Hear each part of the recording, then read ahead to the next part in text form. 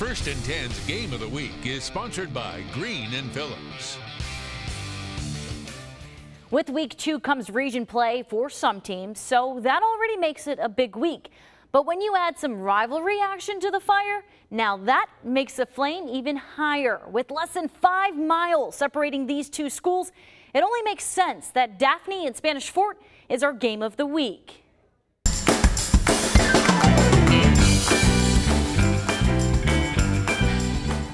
Out at the Hill, that's where you'll find the man, the myth, and the legend, our very own hustling Hal Sherrick. Hal, it's always great to see you.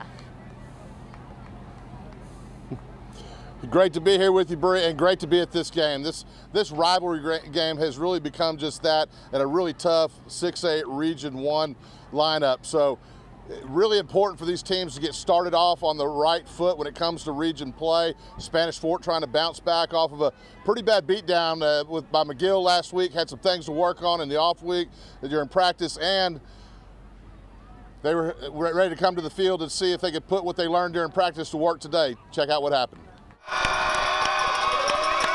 Fireworks on the Hill tonight to kick off region play in this Battle of I-10 matchup. Always a huge crowd at this one, and the Toros student section was in blackout mode tonight. After both teams go 3 and out on their first 2 possessions, Spanish Fort gets it in gear as Jackson Burkhalter finds Finn Heath. Heath will take this one 63 yards before he's dragged down from behind, setting up a 30-yard Matt Quinn field goal, the first score of the game. Late first quarter, after a Daphne turnover, Xavier Love takes the handoff and finds some running room. Love will take this one 37 yards for the score and a 9-0 lead. Love wasn't done. Mid-second quarter, he gets the call again. Burkhalter bobbles the snap, but pulls it down and just gets the handoff. Love is off to the races.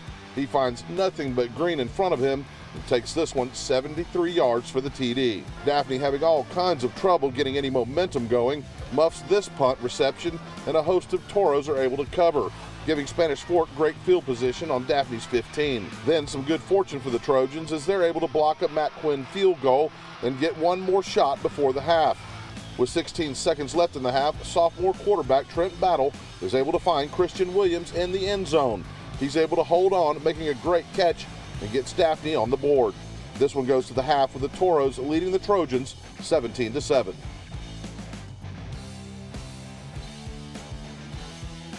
And a touchdown in the second half up against the Toros, but could not pull this one out. Final in this game is 20-13. Spanish Fort brings this series to 6-1, 4 straight. Coach Blackman, I know you've got to be proud about what you saw out of this team this week. What did they learn during practice? Well, we just turned the intensity up at practice. We challenged them, we, made it a little tougher on them. You know, when you have that adversity, you got to find out as a young man, are you going to fold or are you going to fight, and our kids fought, and they responded real well at practice. They responded with, intensity here in the game, and they played for 4 quarters. We knew it was going to be a 4-quarter game. I mean, it always is.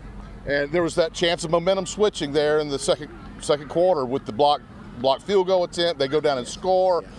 What did that say about the character of your team? Well, we had a lot of bad things happen to us in this game, but our kids responded, and the outcome was what we got. And that's what we try to preach to them, that everything in life, events in your life, they're going to happen, and how you respond to that determines your outcome.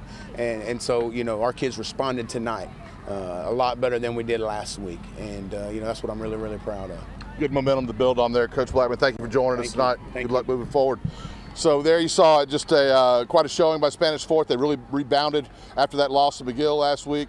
Both 1-1 now, but Spanish Fort is 1-0 in region play, and right now that's what matters. Daphne will have to go back to work and get back on that region schedule and try to climb back out. But this is a great game. It always is. Packed house here on the Hill in Spanish Fort.